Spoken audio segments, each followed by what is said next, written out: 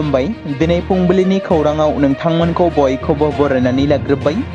दासिमनि खौरांफोरा जाबाय। गिबि खौराङाव दङ आसाम रायजोआरि बिजेपिनि आफादगिरि दिलीप शइकिया एबा बिजेपिनि एमपि दिलीप शइकियाया बिटिसिआव 6 शेड्युल आरो ट्राइबेल बेल्ट एन्ड ब्लक बे मोननैनि गेजेराव मोनसेया थानो मोना बुंनायनि सायाव बर' रायजो राजाफोरनि गेजेराव सोमजिदों रागा जोंखांनाय थासारि।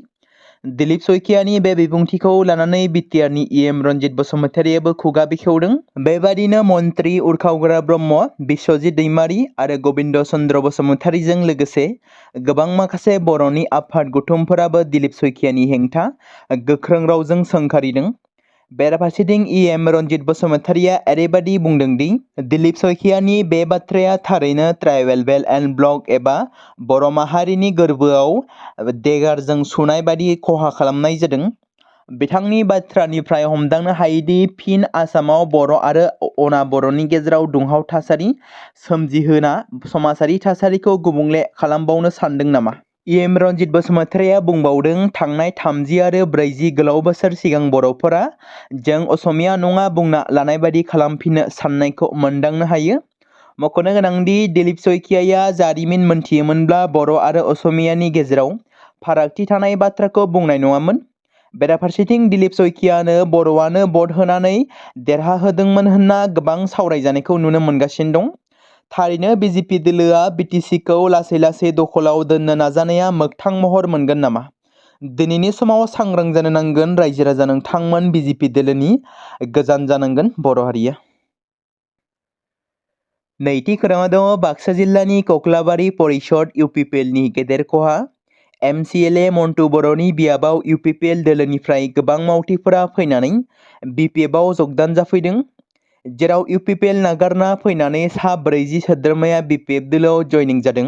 थांनाय सानखालि बियाबनि करायबारियाव बिपिएफनि जयनिं हाबाफारि लानाया जालांनाय हाबाफारियावनो कक्लाबारि परिषद बियाबनि बिपिएफनि बिजाथि दाबिदार सोगोमसार बर'नि दैदेननायाव बानजायनाय जादोंमोन बिपिएफनि गेदेर जयनिं हाबाफारिखौ।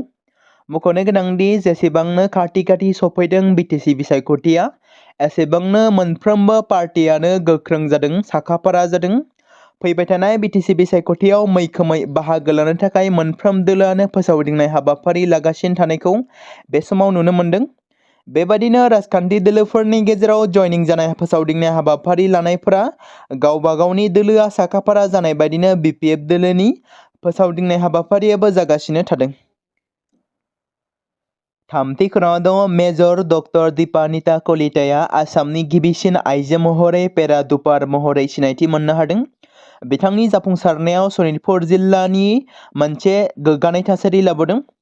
जेराव ढेकियाजुलियाव गोग्गानाय लाबोनो हादों बिथांजोआ अपारेशन सिन्दुरनि सोमोन्दै पेमिना इन्डिया सावरायनायाव मुंदांखा आइजो दावहारु कर्नेल सुफिया कुरैशीजों लोगोसे भारतनि सा 8 गिनो रोङै आइजोफोरनि गेजेराव सासे।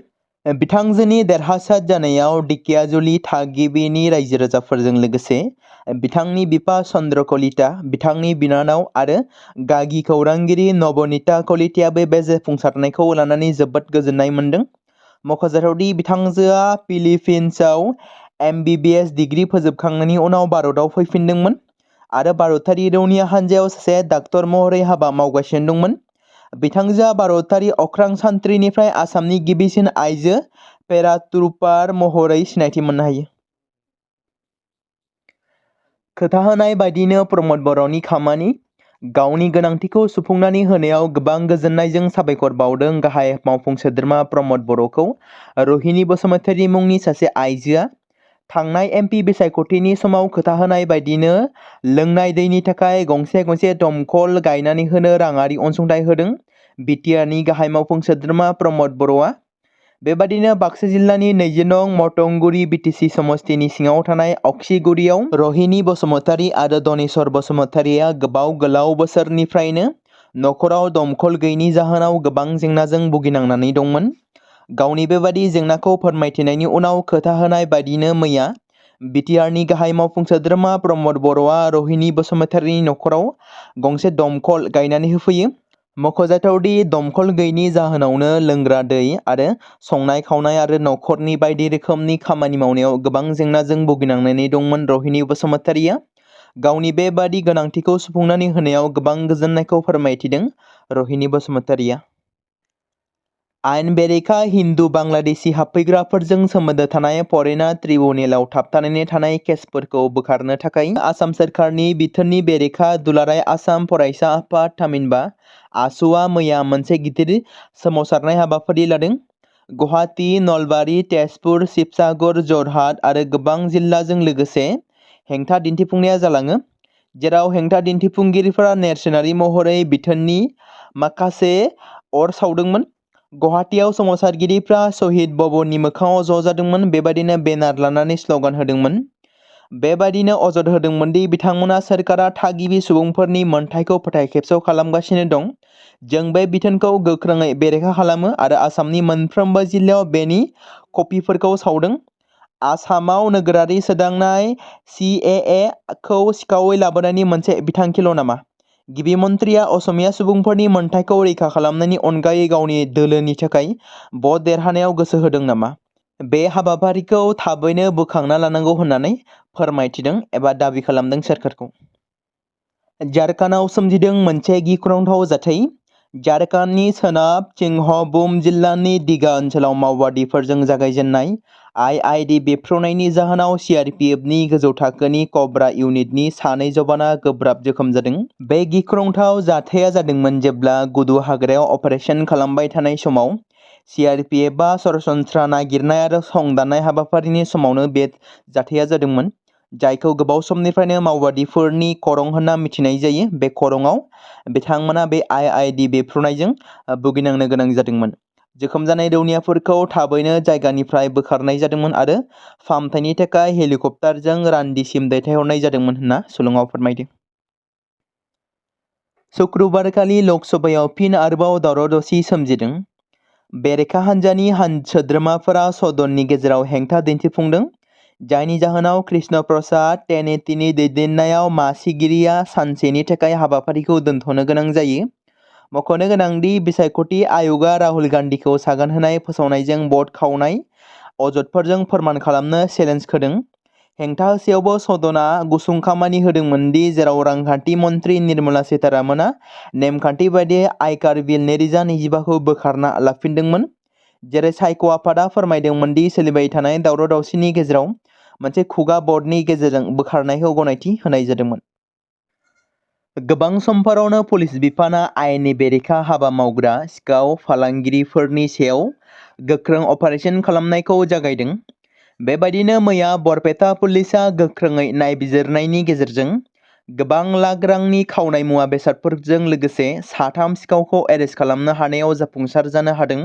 मख'नो गोनांदि बरपेटा पुलिसआ जेसेबांनो खामानि मावबोदों एसेबांनो सानफ्रोमबो बांबोदों सिखावनि उदखाराबो। माब्लाबा दुथां सिखावफोरा न'नि थाला देखावनानै लुथिनाय जाथाय, माब्लाबा आइजोनि गोदोनानिफ्राय सिख'नानै लानानै थांनाय सनानि माला, मबाइल बायदिखौ मख'नो हायो।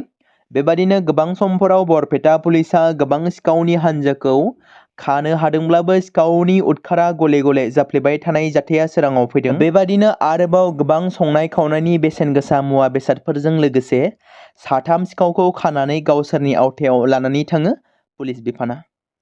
भारत-भुटान सिमा साखाथिनि 9 बिष्णुपुराव मोनसे दुखुनांथाव जाथाय जादों।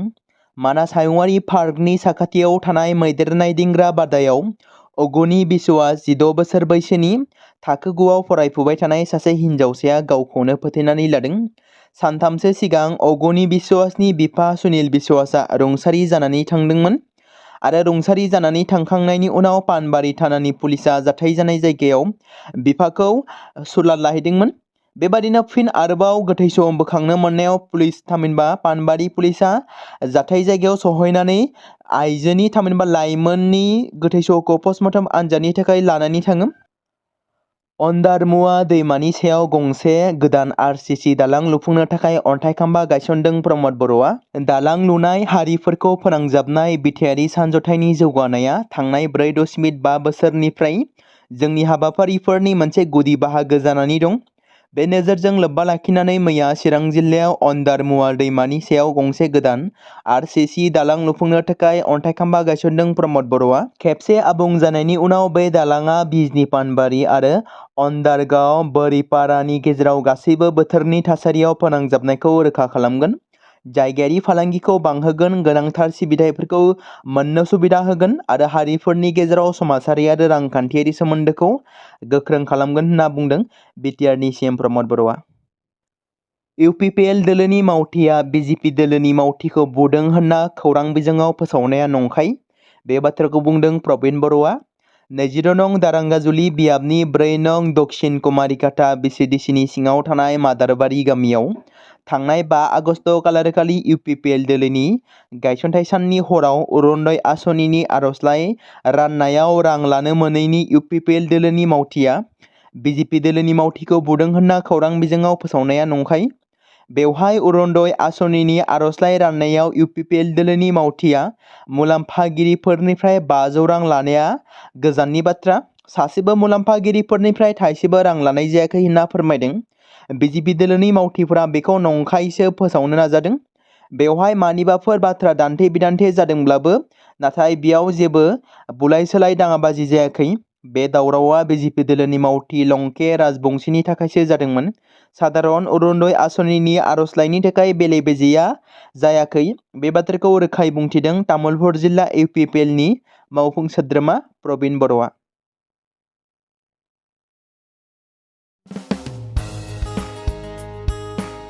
बे समाव मोनसे गोनां फोसावथाय बर' सावथुन नायनानै मोजां मोनग्रा गासै बर' रायजो राजाफोरनि गेजेराव लानानै फैदों मोनसे बर'नि OTT प्लेटफर्म गोनां, जाय प्लेटफर्मनि गेजेरजों नोंथांमोना बर'नि गोदान गोजाम सावथुनफोरखौ नुनो मोनगोन। थांनाय माखासे बोसोर सिगां बर'नि गेजेराव लानानै फैनाय निउबो एप बायदिनो फिन आरोबाव लानानै फैदों बर' रायजो राजाफोरनि थाखाय। बे बाथ्राखौ मख'नाया गोनांदि 2025 मायथाइनि जानुवारि दानाव ओंखारनाय आंगो स्ट्रीम मुंनि मोनसे OTT प्लेटफर्म गोनां निउबो एपनि गेजेरजों नोंथांमोना गोबांथार बर'नि सावथुनफोर जेरै ट्रेजेडी, रमान्टिक, एक्शन आरो कमेडीजों बुंफबनाय सावथुनफोरखौ नुनो मोनगोन। जेरै सनानि नखर, थांखि गैयै समाज, अनसुला आफा, हिर', बिमा बायदि बाजै, अर, थैसाम, वान्टेड, संदान आरो रं नाम्बार बायदि सावथुनफोरा मख'जाथाव। बेफोर सावथुनफोरखौ नायनो थाखाय नोंथांमोना गिबियावनो आंगो स्ट्रीम एपखौ गाव गावनि मबाइलाव थानाय प्ले स्ट'रनिफ्राय डाउनल'ड खालामनानै लोगोसे इनस्टल खालामनानै गावनि मबाइल नाम्बारजों लगइन खालामनानै लाग्रोनांगोन। बेनि उनाव नोंथांमोना गोबांथार नुनो मोनै सावथुनफोरखौ गुगोल पे, फन पे आरो पेटिएमजों रं नाम्बार सावथुनखौ नायनो थाखाय 60 रां आरो संदान सावथुनखौ नायनो थाखाय 80 रां, वान्टेड सावथुनखौ नायनो थाखाय 60 रां, थैसाम सावथुनखौ नायनो थाखाय 60 रां बेबायदिनो गोबांथार नुनो मोनै सावथुनफोरखौ नायनो थाखाय सुबिदा खालामनानै होदों आंगो स्ट्रीम प्लेटफर्मा। फिन नोंथांमोननि गेजेराव फोरमायबावनो लादों बर' सावथुन नायनानै मोजां मोनग्रा गासै बर' रायजो राजाफोरनि गेजेराव लानानै फैदों मोनसे बर'नि OTT प्लेटफर्म गोनां, जाय प्लेटफर्मनि गेजेरजों नोंथांमोना बर'नि नुनो मोनै सावथुनफोर जेराव गोदान गोजाम सावथुनफोरखौ नुनो मोनगोन। बे बाथ्राखौ मख'नाया गोनांदि 2025 मायथाइनि जानुवारि दानाव दिहुनजानाय आंगो स्ट्रीम मुंनि मोनसे OTT प्लेटफर्म गोनां एपनि गेजेरजों नोंथांमोना गोबांथार बर'नि ट्रेजेडी, रमान्टिक, एक्शन आरो कमेडीजों बुंफबनाय सावथुनफोरखौ नुनो मोनगोन। जेरै रं नाम्बार, संदान, वान्टेड, थैसाम, अर, बिमा बायदि बाजै, हिर', अनसुला आफा, थांखि गैयै समाज, सनानि नखर बायदि बायदि सावथुनफ्रा मख'जाथाव। बेफोर सावथुनफोरखौ नायनो थाखाय नोंथांमोना गिबियावनो आंगो स्ट्रीम एपखौ गाव गावनि मबाइलाव थाखानाय प्ले स्ट'रनिफ्राय इनस्टल खालामनानै गावनि मबाइल नाम्बारजों लगइन खालामखांनायनि उनाव नोंथांमोना गोबांथार नुनो मोनै सावथुनफोरखौ गुगोल पे, फन पे आरो पेटिएमजों रं नाम्बार सावथुनखौ नायनो थाखाय 60 रां, संदान सावथुनखौ नायनो थाखाय 80 रां, वान्टेड सावथुनखौ नायनो थाखाय 60 रां, थैसाम सावथुनखौ नायनो थाखाय 60 रां बेफोरबायदिनो अर सावथुनखौ नायनो थाखाय 60 रां पे खालामनांगोन। बेबायदिनो गोबांथार नुनो मोनै बर' सावथुनफोरखौ नायनो थाखाय सुबिदा खालामनानै होदों आंगो स्ट्रीम प्लेटफर्मा।